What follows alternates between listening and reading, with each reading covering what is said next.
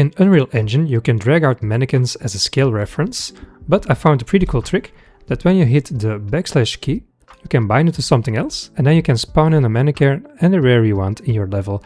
Let me show you how you can set up this mannequin so you can scale it around for reference.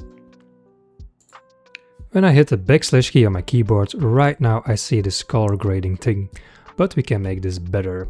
So in here, let's look for the mannequin and let's filter it because right now it's a skeletal mesh. And we see here many simple. Let's open him up, but we're going to need a static mesh to replace it.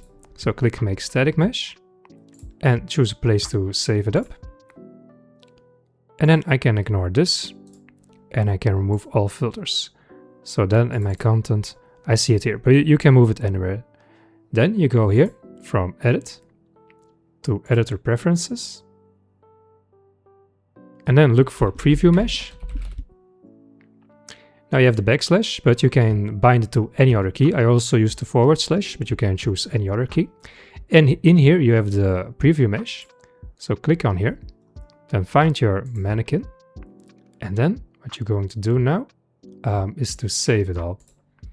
Then you have to restart the engine because usually it doesn't work from the first try. So once again, yeah, okay.